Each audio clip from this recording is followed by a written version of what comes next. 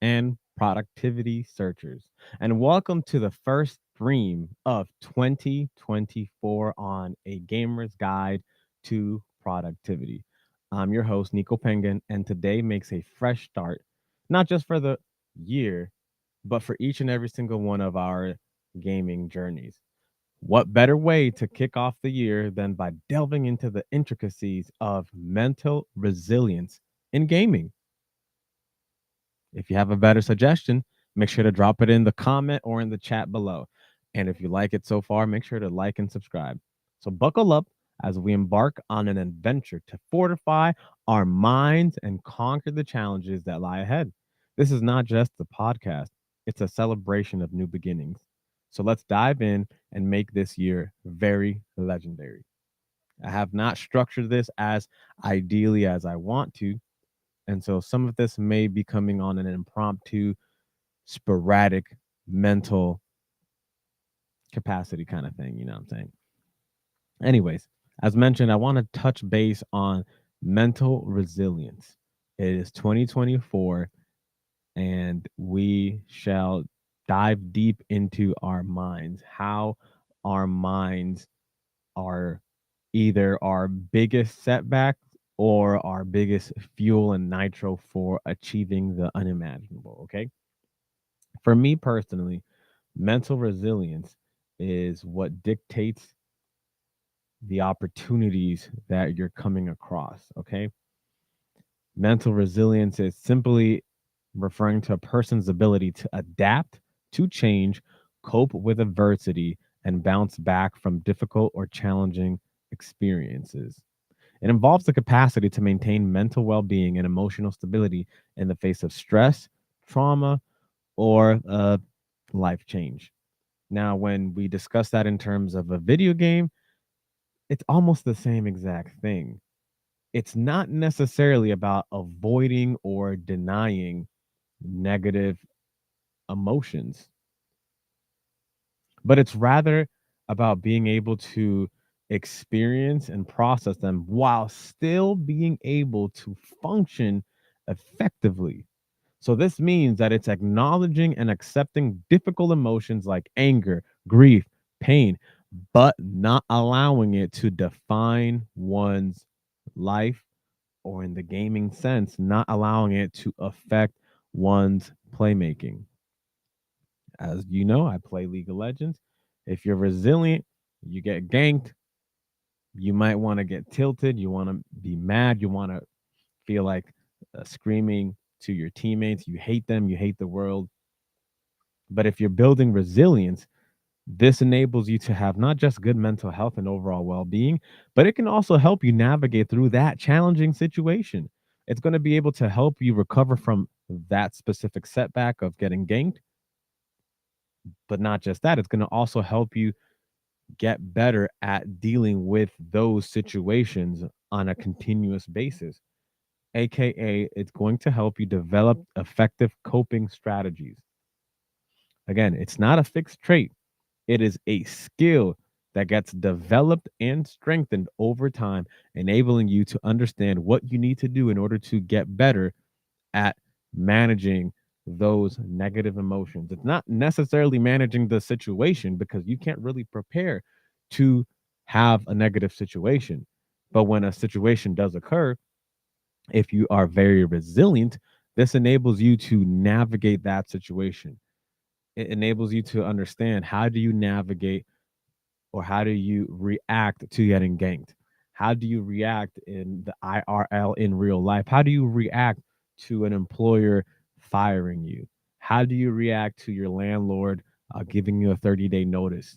How do you react to a relationship gone sour?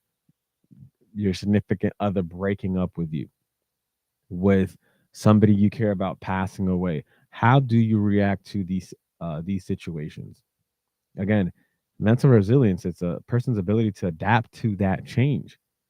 It's the ability to cope with that adversity. And if you're strong mentally and resiliently, this enables you to bounce back from a difficult and life changing experience. Maybe your teammate went AFK. Maybe your teammate is tilting on purpose, is throwing the game. If you're mentally resilient, you don't give up. You figure out how can you still play the game in hopes of winning. It's not to say that you're going to guarantee a win. It's simply saying, what can you do to improve the likelihood of this situation? What are things that you can do to get better?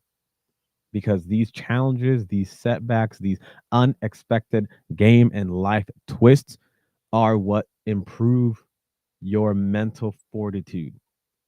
Without these challenges, you don't know what cloth you're made of.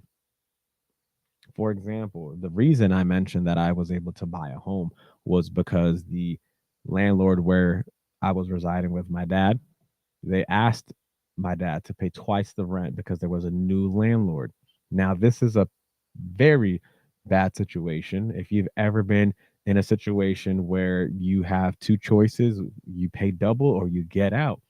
It's not the easiest of situations to be in. But somebody that has mental resiliency or a high level of mental resiliency, at least that's what I think or feel, is going to look at that situation and say, what can I do in this situation to get out of it? In my case, it was to review all my sources of income, look at all my expenditures, look at my credit history, look at the market, the real estate market that I was involved in at the time, and pulled together the resources between my father and I, and looked at all the opportunities that we had in our local real estate environment. And after a couple of months, after speaking with a real estate agent, after seeing over 60 homes, I was able to purchase a house and essentially become a landlord and rent out to my own family.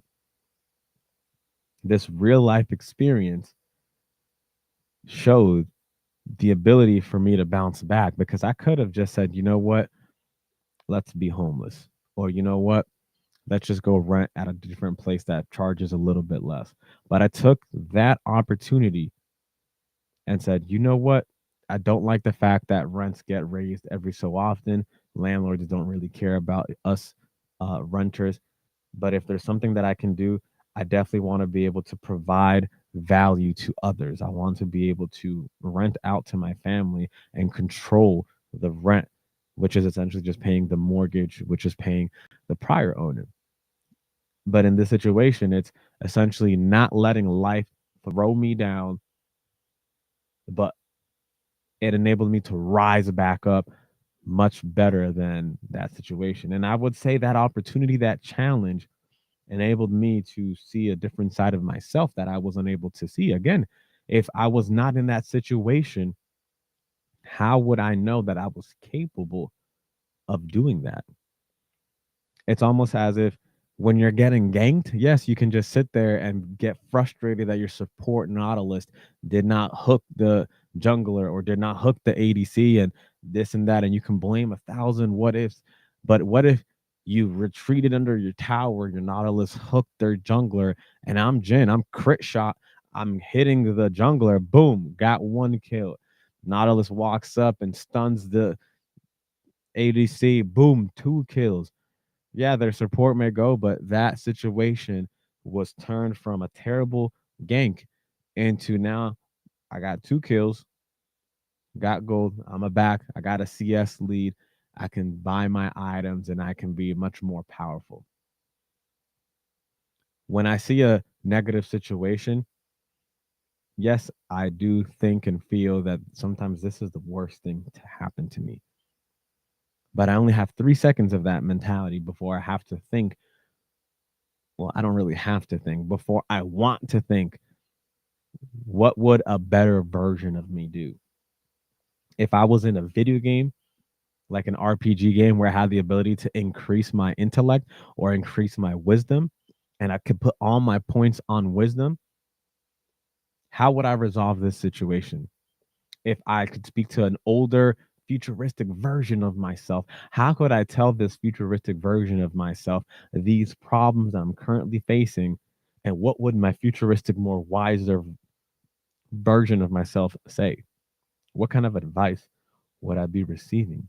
And would I be willing to take that advice and actually apply it?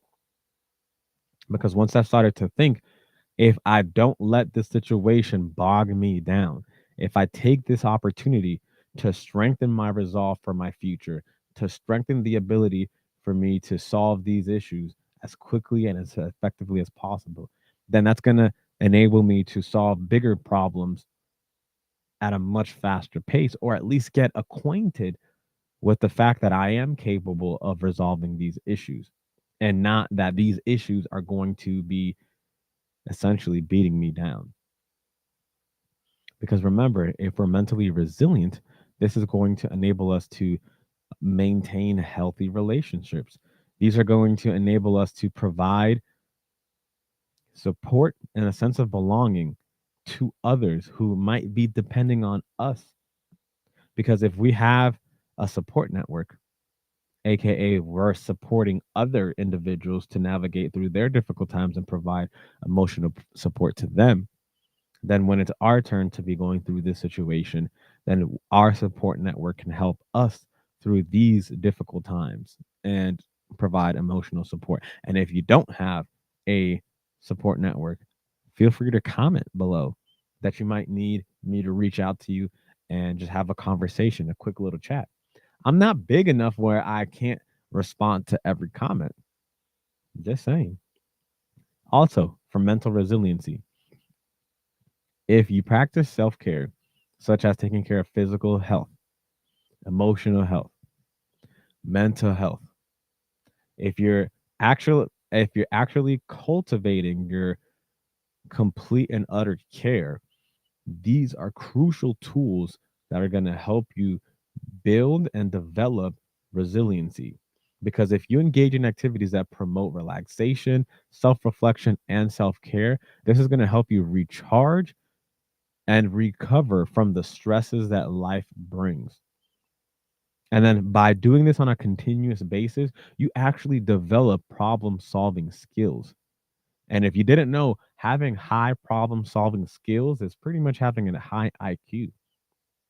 Because when you develop effective problem solving skills, this is pretty much resiliency, because you're going to look at a situation and see, how can you resolve this?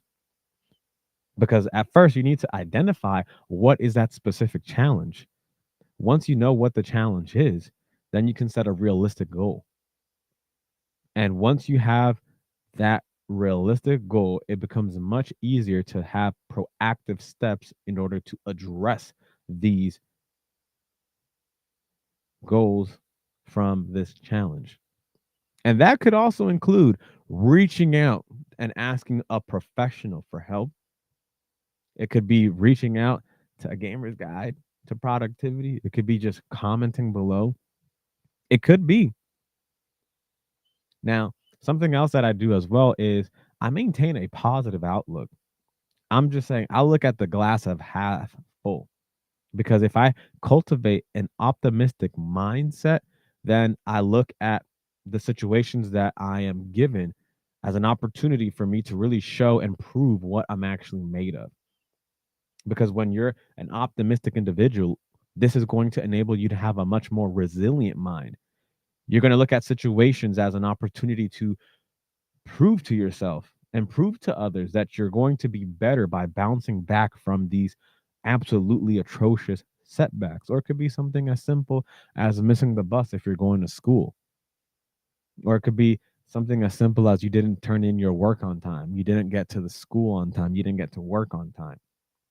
And by cultivating an optimistic mindset and saying, you know what, I need to get up earlier, 15 minutes earlier, 30 minutes earlier, a whole hour earlier. I need to go to sleep earlier.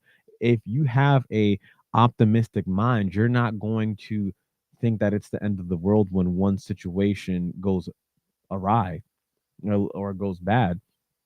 You're going to look at it, okay, what can I do to make sure that next time I can prevent this? You could also try mindfulness. You could try deep breathing exercises. I remember reading this book, Breath. Forgot the name of the author, but essentially was explaining that if you breathe through your nose nice and slowly, hold it, and then breathe out, not only can this help reduce stress, anxiety. It can also help you stay present in the moment. I wish I knew this tactic when I played sports in high school because this would have enabled me to enter the zone much more frequently. Because having that deep breathing exercise or deep breathing through the nose could enable you to improve your emotional regulation and help you stay calm during a challenging situation. And if you're calm and present and you're focused in a challenging situation, whether you're in a team fight as Jin and you're a squishy or Jinx or Sivir or Twitch or Draven or whatever ADC or mid laner or whatever position you're playing or whatever video game you're playing, if you're capable of being mindful and being in the pocket, being present, being completely proactive in what you're trying to do, then it's going to enable you to promote a sense of calm during that challenging situation. And if you're calm, you're going to make the best decision possible. You're going to bounce back from whatever setbacks you had prior to. So remember, your ability to bounce back is what mental resiliency is all about. And that's all I want to discuss in terms of 2024. There's going to be a lot of ups and a lot of downs in this upcoming year. There's 365 days and we're halfway through day one. There's going to be a lot of things that are going to be coming at you and at me. And if we focus and practice these small little techniques of breathing through our nose, staying in the pocket, staying present, being proactive, and promoting ourselves to not get bogged down and being overly optimistic, it's going to enable us to look at these negative situations as an opportunity to improve ourselves. As I mentioned earlier, in terms of the RPG game, that you can increase your intellect and wisdom, that only gets to happen in the real world when you're actually confronted with those situations. If I was never given the opportunity, or in this case, if I was never giving, let's say, a 30-day notice or a 60-day notice to either pay a higher rent or leave the premise, then I wouldn't know what am I actually made of? Am I capable of resolving this situation and bettering my life and bettering my family's life because of this terrible situation? The housing market is not in the best of places. The economy is not in the best of places. There might be some viewers that in the future they may be understanding what it feels like to go through that terrible situation where your rent increases by 20, 30, 40, or even 100% as it did with myself and my family. And you might not have that opportunity to buy a property. And if you do, kudos to you for making sure that you've been doing right and taking the correct steps every uh, step of the way, essentially. But there might be others that might not be that blessed or that with those credentials or the ability to resolve that, but there's still an opportunity to be mentally resilient. And so I want to wrap up with the first dream of 2024 because it is very important that everybody understands this year is going to be a big year, either in a negative or in a positive. I'm not sure yet, but I know it's going to be a big year. And so I want to extend a heartfelt gratitude to everybody that actually took time to reach to this very end. And if you listened to me rant for almost 20 minutes and you didn't drop a like, a comment, or a subscribe, come on now. Please. I want to extend a grateful gratitude to each and every single one that enabled me to just speak to you. If you found anything of value, please make sure to like, comment, and subscribe. Remember, this is not just a podcast. We're leveling up in life together. This is a gamer's guide to productivity. And so I would like for this to be a community of like minded individuals that are trying to level up. If you found any value at all in this discussion, hit that subscribe, spread the word, share it, like it, comment so that we can make 2024 a year of epic victories. I'm Nico Pengin. I'm signing off on the first chapter of this gaming adventure in 2024 with a desire of each and every single one of us to stay resilient, stay victorious, and enabling us to keep leveling up for the rest of the 364 and a half days left. It's Nico Pingin, and